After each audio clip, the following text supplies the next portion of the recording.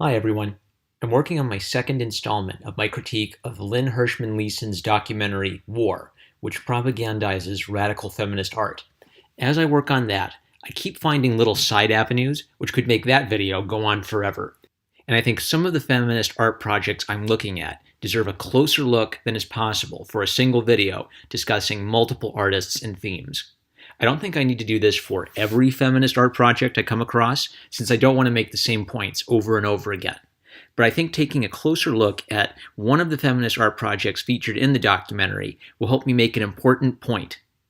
I'm focusing on Dara Birnbaum's video, Technology/Transformation Wonder Woman, created in 1978. There is a version of this on YouTube, which I will link below. The video is about 5 minutes long, and though I've written this so that you can understand my point without watching it, I highly recommend you watch the original first for context. While you're over there, why not leave a comment telling them your boy #1 Marmaduke fan sent you? I'm sure the feminist art students will love that. Birnbaum's work has also been archived by the Electronic Arts Intermix, and their description of the video is what sparked my thinking for this topic. In Technology/Transformation Wonder Woman, Birnbaum takes footage from the Wonder Woman TV show and edits together the words Wonder Woman repeatedly, along with a bunch of explosions and other scenes. Watching the original is jarring, and Birnbaum uses edits in such a way that you can never rest or get comfortable.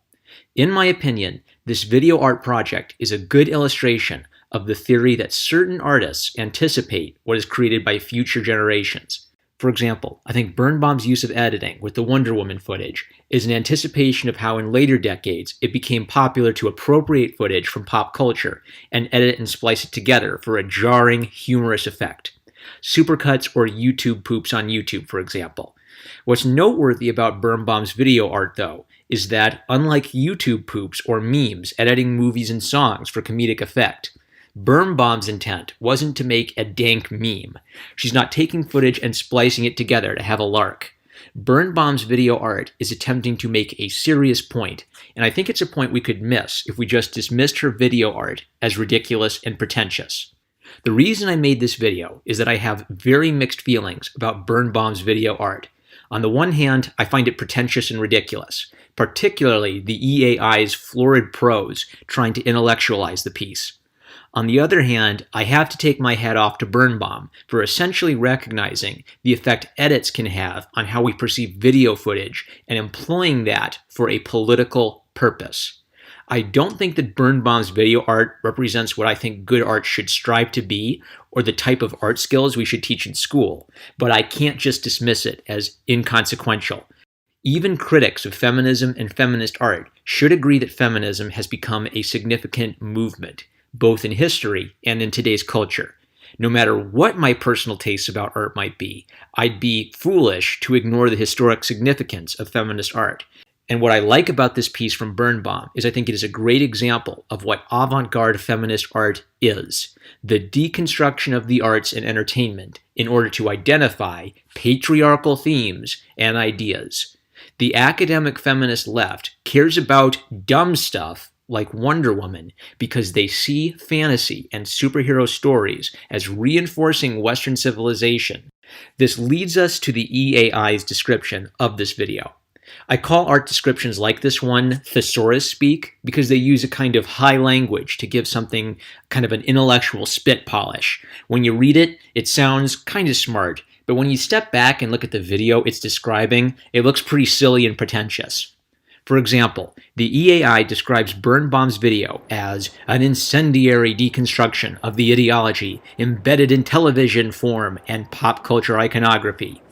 Here, we might ask, how does Birnbaum go about doing this? Well, cringe warning. Here's how the EAI explains this. Birnbaum isolates and repeats the moment of the real woman's symbolic transformation into superhero, entrapped in her magical metamorphosis by Birnbaum's stuttering edits. Wonder Woman spins dizzily like a music box doll. Through radical manipulation of this female pop icon, she subverts its meaning within the television text, arresting the flow of images through fragmentation and repetition. Birnbaum condenses the comic book narrative. Wonder Woman deflects bullets off her bracelets, cuts her throat in a hall of mirrors, distilling its essence to allow the subtext to emerge. In a further textual deconstruction, she spells out the words to the song Wonder Woman in Discoland on the screen. The lyrics double entendres. Get us out from under Wonder Woman. Reveal the sexual source of the Superwoman's supposed empowerment. Shake thy Wonder Maker. Okay, gang. Embrace the cringe, love the cringe, let the cringe flow through you, and, if you can, release the cringe. Because as fun as it is to cringe over pedantic feminist art speak, I want to try to get past that initial gut-level response and try to figure out exactly what is being said here. According to the EAI, Birnbaum is deconstructing ideological themes in the Wonder Woman TV show. They object to Shake Thy Wonder Maker and other double entendres which sexualize Wonder Woman. It's prudish, it's puritanical, but from a feminist perspective, it's problematic for Wonder Woman to shake her Wonder Maker. It's saying poo-poo to the idea that Wonder Woman is a feminist icon.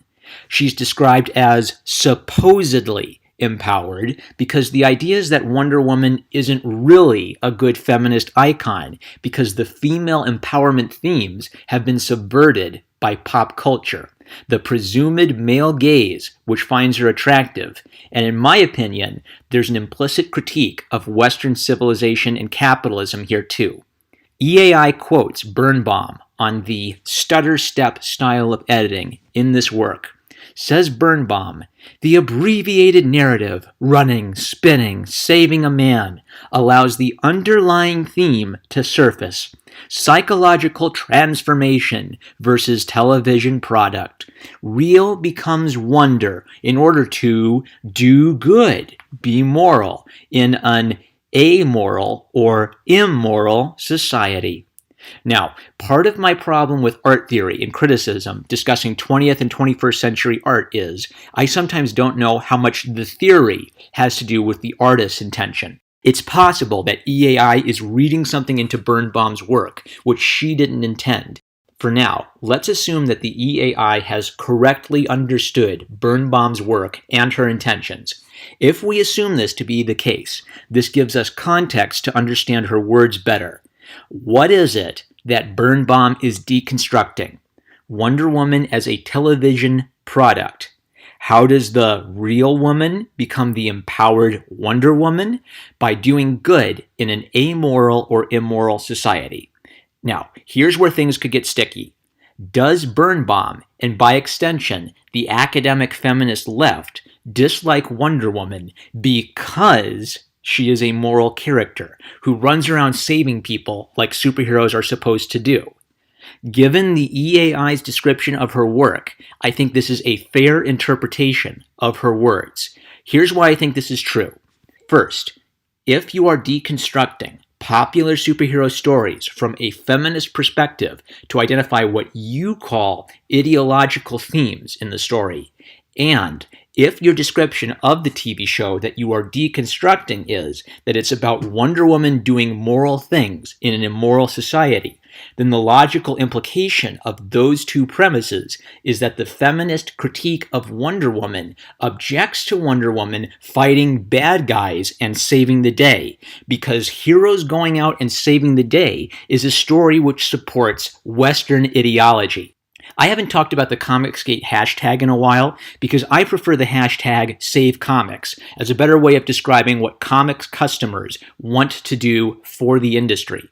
But the parallels I see between this feminist deconstruction of Wonder Woman and the Comicsgate controversy seems very important to me.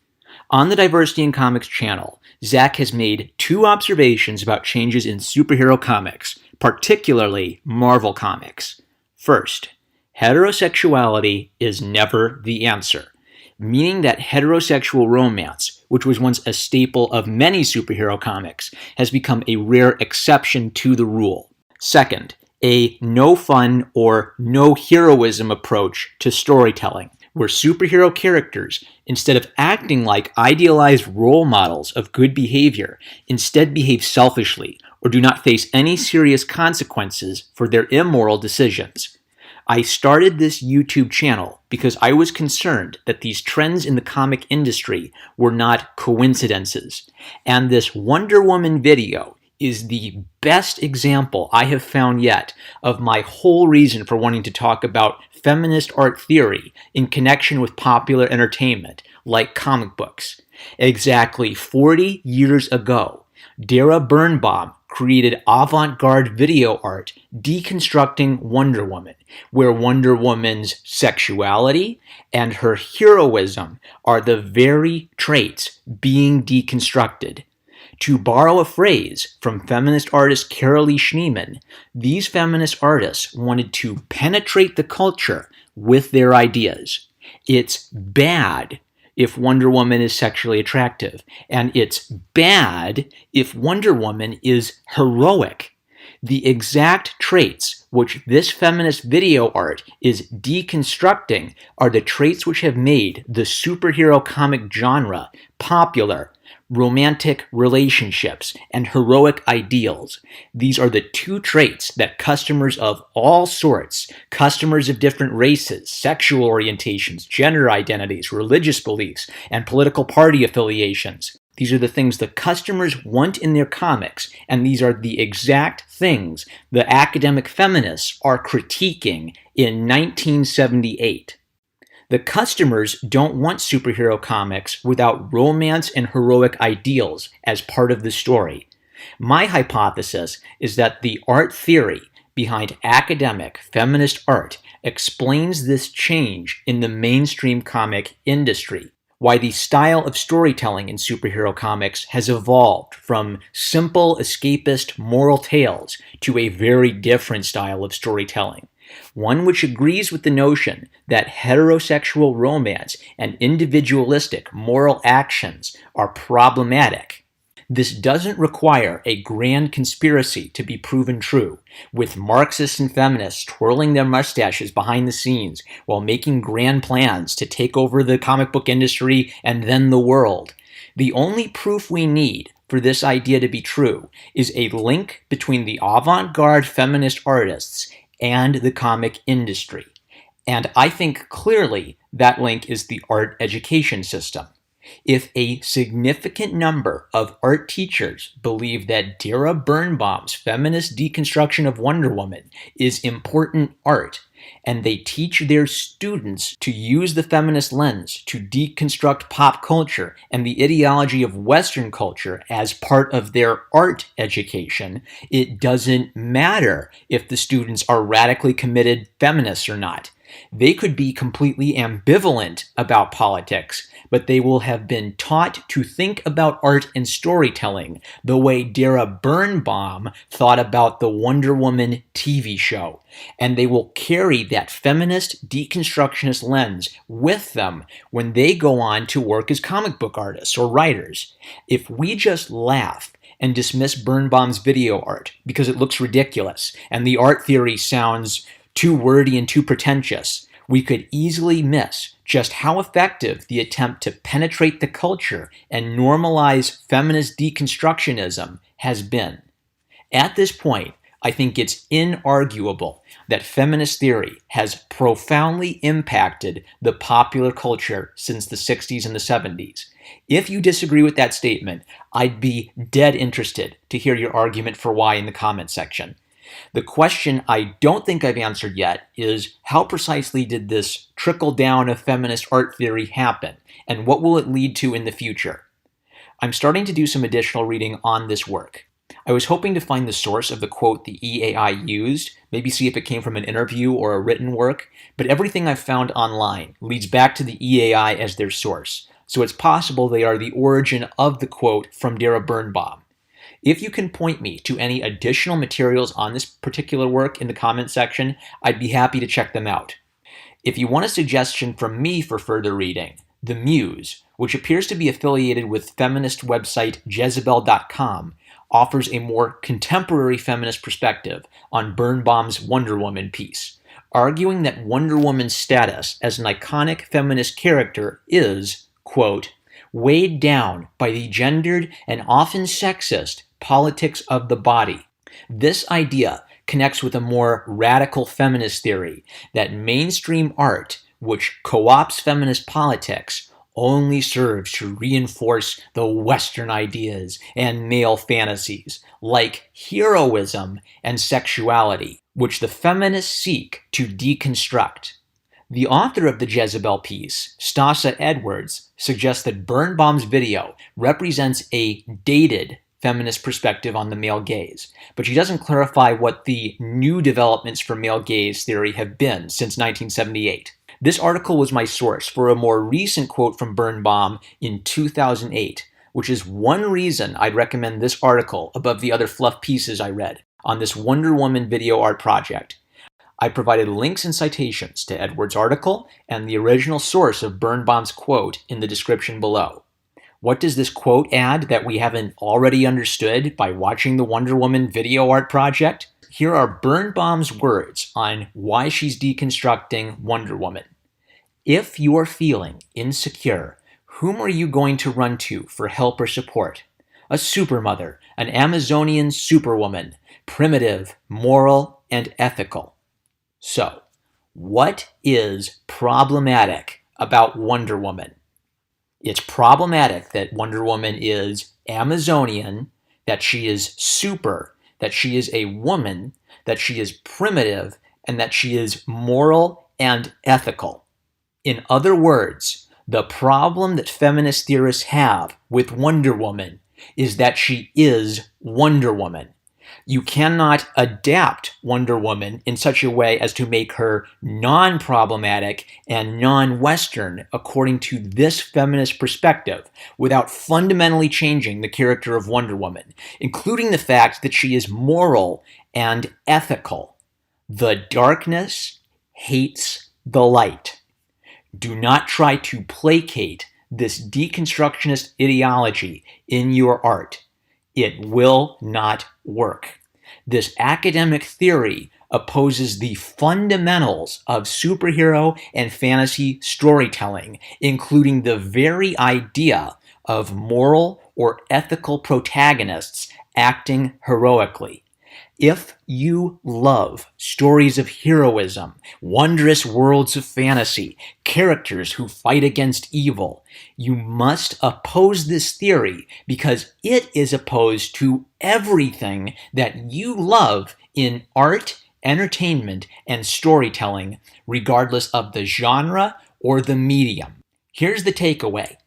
40 years ago, this group of academic leftists was deconstructing the superheroes you love and making precisely the same arguments we hear about problematic elements in superhero stories in 2018. I'm #1 Marmaduke fan, and if you enjoyed this video, why don't you shake your Wonder Maker and hit the like button, subscribe, and click the bell for notifications of future videos.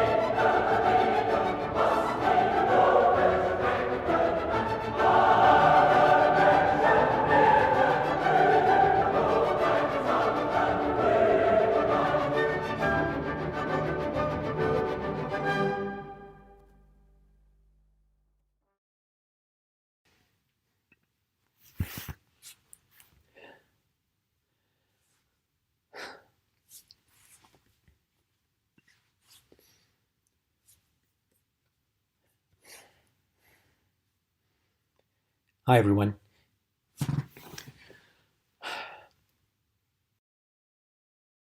like a music box.